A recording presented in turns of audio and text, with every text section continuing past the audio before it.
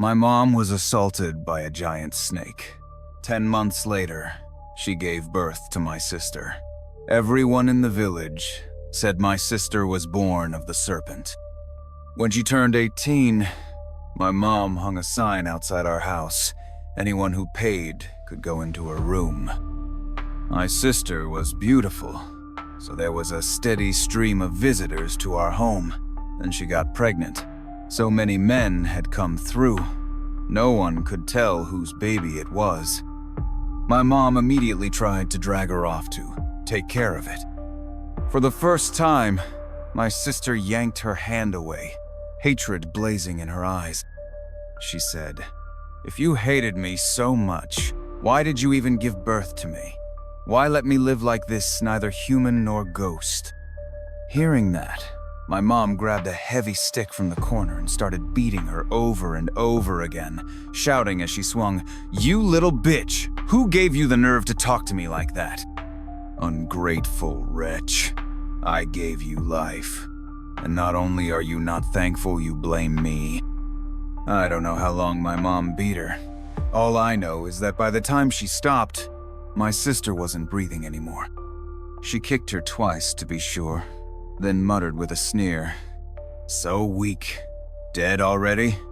After all the years I fed her, she couldn't even pay me back." Then she turned to me and glared. "And you? Why didn't you stop me? Useless money-sucking trash, all of you." I lowered my eyes. What was there to stop? Deep down, I believed my sister had wanted to die. My mom wrapped her body in an old quilt and dumped her at the mass graveyard. That very night, a swarm of snakes descended on the village. They didn't hurt anyone, but they devoured every single chicken and duck. Every household spent the night trembling. The next morning, as soon as the sun rose, the villagers crowded outside our house, led by old Jack. He cleared his throat and said, "The snakes are here for a reason. Jessica was one of them. And snakes, well, they never forget a grudge. But that's not the worst of it, she died pregnant. She's bound to become a vengeful spirit." Everyone who could afford it chipped in some money or valuables. Normally, these folks were stingier than a locked safe. But when their own lives were on the line, they threw down anything they could. The table piled up in minutes. Surprisingly, the one who gave the most was my mom. She scowled and said, "Can't even rest in peace. Old Jack, find someone powerful enough to wipe her soul off the face of the earth." Old Jack gave her a look but didn't say anything. It wasn't until dusk that old Jack finally returned, bringing a young man with him. The villagers all let out a collective sigh of relief. Old Jack pointed to the young man and said, "This is Aaron Scott. Don't let his age fool you, he's the real deal." Aaron didn't speak. He just scanned the crowd with a deep frown, then muttered, "Too much evil here. Goes against the natural order." Without another word, he turned and walked toward the burial grounds. We all rushed to follow him. When we got there, Aaron crouched down by my sister's corpse, his face turning darker by the second. "Old Jack, when you asked me to come, you said she was part snake. You didn't say she was pregnant, or that she was about to give birth." Old Jack blinked in disbelief. "About to give birth? That's impossible. It was only a month or two at most. No way she was that far along." "A month or two?" Aaron shifted aside, and that's when I saw my sister's body. Her stomach, which had been flat yesterday, now bulged like a balloon. Aaron turned sharply to my mom. "You're sure she was only a month or two along when she died?" My mom, clearly shaken, stammered, "I swear, she was barely showing. How could it be this big now?" Aaron stared at her a moment, then sighed. "It's become a corpse fetus." Old Jack stepped closer, frowning. "Master Aaron, what's a corpse fetus?" Aaron gave him a sideways glance. "You said she was a snake woman. Snake-born, cursed from the start. Her body's pure yin, and you dumped her in a mass grave. Do you even know what that place is?" It's full of resentment and death. Add that to a pregnant yin body. You've created a half-demon, half-ghost womb. Old Jack's face went pale. Can it be fixed? Aaron stood up and dusted off his hands. It's too late today. Tomorrow I'll perform a ritual. It should suppress it. Hearing that, old Jack relaxed a little. Good, good. As long as it can be controlled. But what about tonight? What if the snakes come back? Aaron swept his eyes across us. Tonight, her bloodkin stays here and watches the body. All the young men in the village stay too. Yang energy will help keep the evil at bay. But Master Aaron, someone asked, with her being so dangerous, will we be safe tonight? Aaron shook his head. She hasn't fully formed yet. Besides, strong yang repels yin. With so many healthy young men here, she's the one who should be afraid. That seemed to calm everyone down. That night, I sat alone by my sister's corpse. My mom and the others stayed far away, as if afraid to catch bad luck. Half asleep, I heard whispers. You noticed it too, right? Jessica looks even prettier now that she's dead. Her face so pale, but glowing. I've never seen a woman so beautiful. Others chimed in. You saw it too? I thought I was seeing things. Damn. The things they said were disgusting. I was furious. My sister was dead, and they still wouldn't let her rest. But I was used to swallowing my anger. I didn't dare speak. I just silently prayed for the night to pass quickly. If you all want her so bad, why not go for it? It's not like you didn't have your turn while she was alive. It was my mom's voice. I froze. She was encouraging them to defile her corpse. Under the moonlight, I saw a group of men, eyes gleaming red, stirred by her words. What are you scared of? My mom said. Didn't the master say it himself?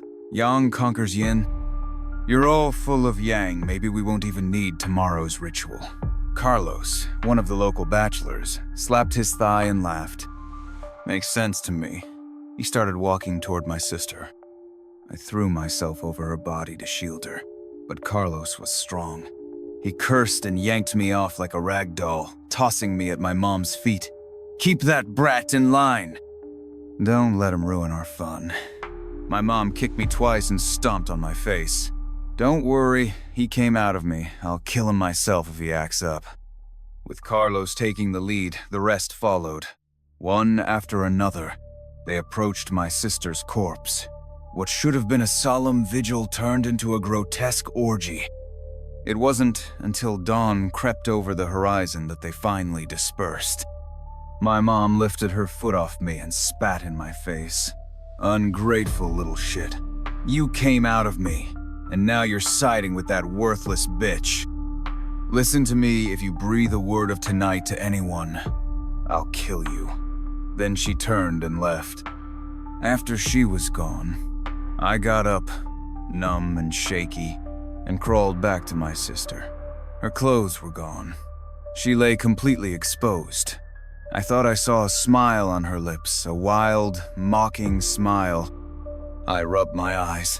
When I looked again, it was gone. I bowed my head. Must have been my imagination. My sister had never known peace in life, and now even in death she'd been humiliated. What could she possibly have to smile about? I took off my own clothes and gently covered her body. Sis, I whispered. My clothes are torn and old, but please don't mind. At least it's better than being naked. By the time morning came, Aaron and old Jack returned. Aaron circled the body, then placed his hand on her belly and muttered, "That's strange." With so many strong men watching over her, the yin energy should have weakened, but it's even stronger, and her belly's even bigger than yesterday. He looked up sharply. Did anything unusual happen last night? The watchers all shook their heads. They'd clearly agreed on a story. Then Aaron looked at me. Are you sure? Nothing happened. I opened my mouth but said nothing. My mom shot me a fierce glare. In the end, I clenched my teeth and said, no, nothing. Aaron didn't look convinced, but he let it go. My mom walked up with a smile and said, Master Aaron, it's getting late. Why don't you go ahead and perform the ritual now? Best if you can blast her soul into dust. Just tell me what it'll cost, I'll pay. Aaron stared at her for a few seconds before shaking his head. If she had a choice, maybe she wouldn't have wanted this life. We all come from the same root. Why? The cruelty. The one thing no one can choose is how they're born. Isn't that right? My mom shrugged and said, Master Aaron, I don't really get all that stuff you're saying.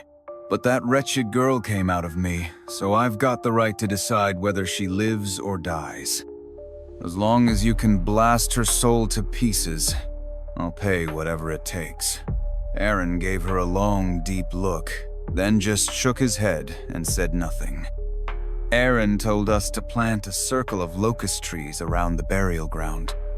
While everyone was distracted planting trees, I ran over to him and asked, Why are we planting trees? Are you trying to destroy my sister's soul for good? Aaron stared at me for a moment before replying, So what? You don't want her soul gone? I shook my head. No, my sister never did a single bad thing in her life. All she ever got was people hurting her. Why? Why should she still be punished, even after death? Aaron gave me a long, thoughtful look, then murmured, Didn't expect anyone here to still have a good heart. He reached out and patted my head. Don't worry. Innocent people shouldn't suffer like this. There has to be justice in this world. Then he took the prayer beads off his wrist and handed them to me. 7 days. If you can leave this place within 7 days, do it. If you can't, never let go of these beads. My eyes lit up. I stared at him. You mean? Aaron shook his head and didn't say another word. He walked off to check the tree planting. Once the trees were done, Aaron had someone bring over a large, bright red coffin. Old Jack's eye twitched when he saw it. He leaned in and whispered, Master Aaron, you're really using a red coffin? Aaron didn't even blink. Red coffin. Vertical burial. That girl's aura is too wicked.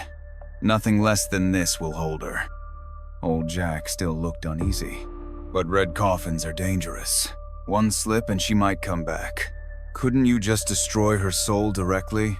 Aaron shot him a cold glance and said nothing. He simply directed the others to lay my sister's body inside the coffin. Once she was in, he had them stand the coffin upright. Then he bit his finger and painted a blood sigil on the coffin before finally breathing a sigh of relief. Wiping sweat from his forehead, Aaron said, It's done. But listen carefully. No outsiders can come up this mountain for the next 7 days. Someone in the crowd asked, What if someone does? Aaron's face darkened. If any outsider comes and disturbs the corpse, you'll all die. That shut everyone up real quick. They all swore they'd keep the mountain off limits. As Aaron was leaving, he patted my shoulder and looked me in the eye. Keep the prayer beads close. I'm not someone who can't tell right from wrong. I won't harm your sister. Out of everyone here, I only trust you. If any strangers show up in the next few days, find a way to let me know. If someone who knows the craft sees through this, they might destroy her soul without a second thought. Okay, I nodded seriously. But how am I supposed to contact you? I don't even know where you live. That's easy, Aaron said. He pulled a candle from his pocket and handed it to me. If someone comes, light this. I'll know. I took it carefully and tucked it into my pocket. Got it. After Aaron left, the village was peaceful for 2 whole days. No more snake swarms or any other weird stuff. People finally let their guard down. Even more bizarre, all the married women in the village started getting pregnant. The village clinic had lines out the door, and everyone was beaming, chatting with glowing faces. That snake girl really was a curse. Look at me. I couldn't get pregnant for years. She's only been dead 3 days, and I just found out I'm expecting. Ain't that the truth? Sometimes my mom would chime in too. If I'd known killing her would bring such good luck, I'd have done it ages ago. Everyone praised her for being righteous and selfless, calling it justice over blood. My mom strutted around the village like a peacock, all smiles and pride. I watched in silence. Fools. All the women pregnant at the same time, and not one of them thinks it's strange. On the 4th day after my sister's death, a monk came to the village. He squatted at our doorstep and asked for a drink of water. I told him to wait, then ran into the kitchen to get him a bowl. After he drank, I asked, "Why'd you come to our house, specifically? Old Jack says monks don't beg without reason. So, what is it you're here for? Something you want? Something you're looking for?" The monk looked surprised. Didn't expect someone so young to be this perceptive. I lowered my head. "Don't treat me like a kid. I've been through more than most adults. Whatever you want to ask, just ask. No one else here will tell you anything." He set down the bowl, pressed his palms together, and murmured a Buddhist chant. This village wasn't part of my path, but when I passed by, I saw a cloud of resentment hanging over it. I couldn't ignore it, so I stopped to see what was going on. I looked at him. "Then why'd you come to my house?" The monk stared into my eyes. "Because your house has the strongest aura of grievance. Someone died recently, didn't they?" "Yes," I said, lowering my head. "My sister. My mom beat her to death a few days ago." The monk's expression turned grave. "Beaten to death by a relative? A wrongful death. Was your sister just an ordinary person?" I shook my head. "No. Everyone here said she was a snake woman." The monk nodded knowingly. "That explains it. No wonder all the women here are carrying snake fetuses." Snake fetuses? I'd only noticed their strange pregnancies, but now he had named it.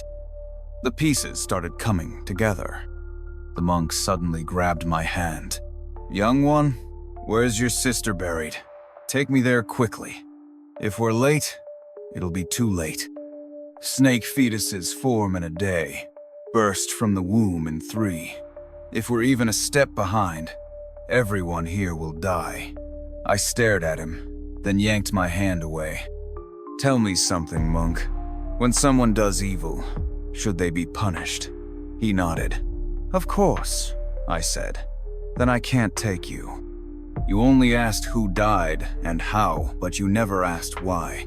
Every single person here played a part in her death. If they were the cause, they owe her the consequence. When someone's that desperate, with no one to turn to, how much despair must that be? Do you understand, monk? These people are cold, numb, selfish. They never had an ounce of pity for me or my sister. So why should I help you save them by going against her?" The monk stood there, stunned. I ignored him and went back inside. Don't preach compassion to someone who's lived through hell. I thought that would be the end of it, but the monk came back the next day. He looked haggard, standing at my door. "I asked to see your sister's body," he said, "but no one here would take me. In fact, they were furious." I let out a cold laugh. Aaron made the first impression, and now the whole village worships him. This monk says he wants to see my sister's grave. They didn't kill him on the spot that's already generous. I was about to slam the door when he grabbed my arm and said, "I'm not just here for them. I'm here for your sister." I frowned. "For my sister? What do you mean?" Gritting his teeth, he said, "No one would take me to her grave, but I finally got someone to tell me how she was buried. Kid, don't you know? Locust trees attract evil. A snake woman with a demon fetus, buried in a red coffin standing upright, surrounded by ghost trees that's not a burial. That's corpse farming." "Corpse farming." My heart skipped a beat. I asked, What happens if the corpse gets farmed? The monk replied slowly, word by word. She won't reincarnate. She'll be turned into someone's killing machine. Worse than death, 1,000 times over. My mind went blank. I didn't want her to suffer anymore, but I didn't know if I could trust him. The monk started pacing. Don't hesitate. And ask yourself, why was your sister a snake woman to begin with? I stared at him. Why? I truly didn't know. Why had my sister been born that way? And even stranger, if my mom hated her so much, why have her at all? The monk looked me straight in the eye. I don't know if I'm right, but I think this whole thing was a setup. Your mom must have had some reason she couldn't avoid. Maybe someone forced her. Maybe she was bribed. But there's no way she had your sister willingly. Maybe from the moment she got pregnant, someone was planning to raise a corpse spirit. Maybe even her carrying the snake fetus was arranged. His words chilled me to the bone. He was right. My mom must have had a reason. Seeing that I was wavering, the monk pressed on. If you still doubt me, go ask your mom directly. You're a strong boy if you really want answers. She won't be able to lie. Unless you're still clinging to blind filial piety, then forget I said anything. It's just a shame about your sister never allowed to be a person in life, and now not even allowed to be a ghost. You want me to threaten her? Hurt her? The monk shook his head. I never said that. But time's running out. In the end, I gritted my teeth and said, wait here. Then I ran into the kitchen, grabbed the cleaver from the chopping board, and stormed into my mom's room. She was napping. I shook her awake. Startled from her dream, she cursed and raised a hand to slap me until she saw the knife. Then she froze. The look on her face gave me a bitter laugh. My sister and I gave her our hearts, and yet a knife was more effective than our love. Love can't reform a monster. If I'd done this sooner, maybe my sister would still be alive. But now wasn't the time for regrets. I pressed the cleaver to her throat and glared. Tell me, why did you have to give birth to my sister? If you don't tell me, I'll kill you, and then myself. We'll die together. Maybe I looked too serious, too unhinged. She'd never seen me like this. It scared her. Without much resistance, she told me everything. She said that when she found out she was pregnant with the snake fetus, her first instinct was to abort it. It was a disgrace. But on her way to the hospital, a man in a black cloak stopped her. He threw several gold bars at her feet and told her to carry the child to term. Raise her until she's 18, he said. After that, you can kill her however you like. My mom was blinded by the gleam of those gold bars. She agreed without even thinking. After telling me everything, she spat bitterly. That little bitch ruined my whole life. She deserved to die. She should thank me for even letting her walk this earth. I set the cleaver down and looked at her with sorrow. No one forced you to have her. You did it out of greed. And if she had a choice, I think my sister would have never wanted to come into this world at all. I didn't say another word. I turned and ran out the door. The monk was still sitting there, as if he already knew everything. Was I right? He asked. I lowered my eyes. Yes. It was all premeditated. You were right. I'll take you to the burial ground. I failed to protect her in life. Even if I die now, I won't let her become someone's puppet.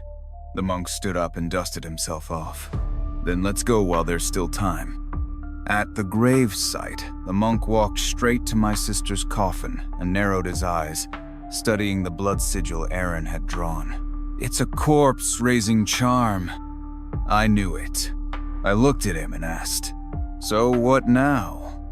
He stroked the coffin, his face lit with a strange, fervent expression, completely ignoring me. I called out to him several times before he snapped out of it. Step aside. I'm going to open it. He grit his teeth and pushed with all his strength several times, but the coffin didn't budge. Finally, panting, he said, "It's no use. The corpse energy is too strong. The foul chi has sealed it shut." "Then what do we do?" I asked. The monk lowered his head in thought, then looked up. "This coffin is pure yin and cold. The only thing that can break through that is something of pure yang and strength, like a virgin boy's tongue-tip blood. Spit some on the coffin and see." "Tongue-tip blood?" I hesitated. Seeing me freeze, the monk grew anxious. "Why are you just standing there? Hurry up! Or do you really want your sister to never find peace?" I looked at him, then bit down hard and spat blood onto the coffin.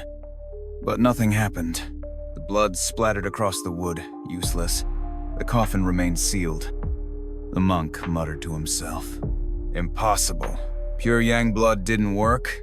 What's going on?"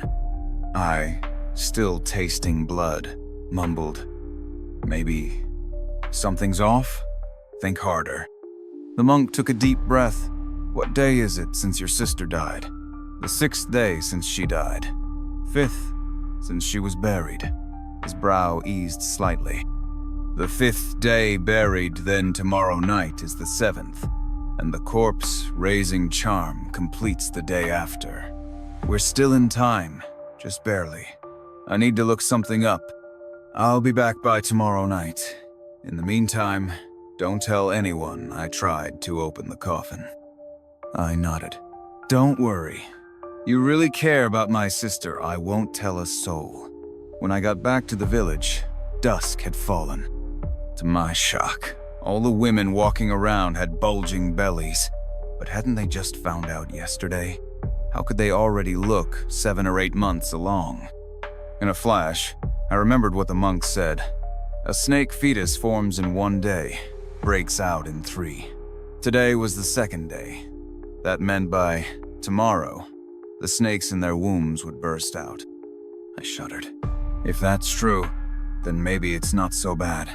People without compassion, do they even deserve to live? When I got home, my mom shrank back and watched me warily.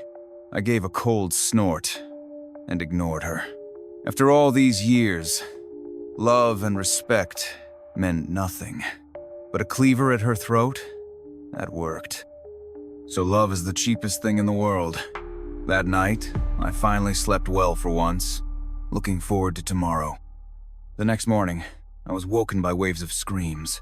I ran outside to find snakes everywhere on the roads, the walls, writhing in all directions. A frenzy of serpents. All around, women lay on the ground as thick, wriggling snakes crawled out of their stomachs. And yet, none of them died, just stared in horror, wide-eyed and helpless. The men, meanwhile, kept their distance, holding tools but doing nothing to help their wives. I'd expected chaos, but not like this. I froze. The snakes surged toward me, but as soon as they touched me, they recoiled, like they'd hit an electric fence. Something about me terrified them. What could it be? I thought for a moment, then remembered the prayer beads Aaron gave me. I pulled them from my pocket, and the snakes backed off even more. So it was the beads. Good. I grabbed them and walked a circle around my house. That's when I found my mom, surrounded by a swarm of snakes. I ran to her and drove the snakes off. She looked terrified, but when she saw me, she teared up.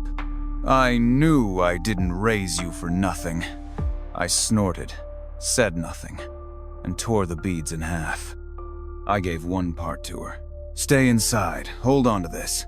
Then I took the other half and ran toward the graveyard. When I came back that night, the village was littered with corpses. I held my nose, stepped around them, and went home. Once inside, I lit the candle Aaron had given me. I sat down and waited, thinking Aaron should arrive about the same time as the monk. Sure enough, they arrived together. Smart people don't need many words. One glance, and they understood each other. Aaron cupped his hands and said, "Thank you for the heads up. If not for you, all my work would have gone to waste." I frowned. Gone to waste? So it's true you were raising my sister's corpse? Aaron smiled. Yes, I used your sister to raise a corpse, but I also got revenge for her. Tomorrow, everyone in this village will be slaughtered. It'll become a living hell. Isn't that what you wanted? At that moment, the monk realized I was the one who had called Aaron. He looked at me, confused. Why? Are you really going to let your sister become a puppet, doomed forever? I looked at him. I don't want that. But your eyes, when you look at her, they're greedy, manic. I don't trust you. I don't trust either of you. I won't let myself be your pawn. Amitabha, the monk murmured, his expression unreadable. You're hoping we destroy each other so you benefit? I shook my head. No, I want you both dead. You both want to use my sister for your own gain. Keeping you alive would only bring more harm. So yes, I want you both dead. Aaron sneered. You? Kill us? No. I shook my head. My sister will. Just as I said it, she stepped through the doorway.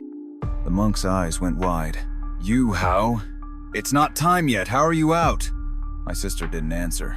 She just giggled. I added, You taught me how to break the seal early, remember? My tongue-tip blood is pure yang. How could it not work? The only reason it didn't work yesterday is because that wasn't tongue-tip blood. The monk's eyes filled with fear as he looked at her. Aaron's face turned pale. He muttered, One wrong move, I failed to control her. He and the monk glanced at each other, then lunged at her together. But she only flicked her sleeve and they both slammed to the ground, unable to move. Aaron coughed up blood, his pupils dilating. Impossible. You were in the corpse chamber for only 6 days. How could you be this powerful? It doesn't make sense. I crouched beside him and told him, word for word, about what my sister endured that night. Aaron stared at her, stunned. I see now. Extreme yin fused with extreme yang. No wonder she's so powerful. Of course. He shrank back, eyes pleading. Please don't kill me. I only had bad thoughts because her body was perfect for a puppet. But I didn't succeed. Please. I narrowed my eyes. So, it wasn't you who made my mom carry a snake fetus. Aaron shook his head frantically. No, I was just invited by old Jack. That's all. Not Aaron. Then who? Someone had planned this for nearly 20 years. They wouldn't just sit back at the end. So if not Aaron, then... I slowly turned to the monk. It was you? He opened his mouth but said nothing. That was as good as a confession. So it had been him all along, the one who made my sister suffer for 20 years. My sister began to laugh, stepping closer with blood tears streaming from her eyes. I watched as she sank her teeth into him, again and again, until nothing was left but bones. Once he was dead, she turned to Aaron. Sis, I called out. Give him a quick death. He gave me those prayer beads. He saved my life. She nodded dully, then twisted Aaron's neck with a snap. After that, my sister and I pushed open my mom's bedroom door. She was huddled in a corner, clutching a blanket, trembling. When she saw my sister, her first instinct was to scream insults, calling her a jinx, a burden, a ghost come for revenge. But then, her voice faded. She must have remembered my sister was already dead. My sister walked toward her, step by step. My mom shrank back into the corner, begging me to save her. I shook my head. I'd longed for this day. I only saved her this morning so my sister could kill her herself. When it was done, my sister looked at me one last time, then walked out the door. I knew where she was going, so I didn't follow. All night, the village echoed with screams and begging. This was its reckoning. By the time dawn approached, there probably wouldn't be a single soul left. As the first light rose, I was packing up everything valuable in the house. When my sister came back in, I paused. "Sis, there's no one left. I'm heading to the city. I'll come back to visit you." She shook her head. Before I could react, her hand was around my throat. As the air left my lungs, I saw blood tears on her face. "This world is too cruel," she whispered. "Don't go. Stay with me."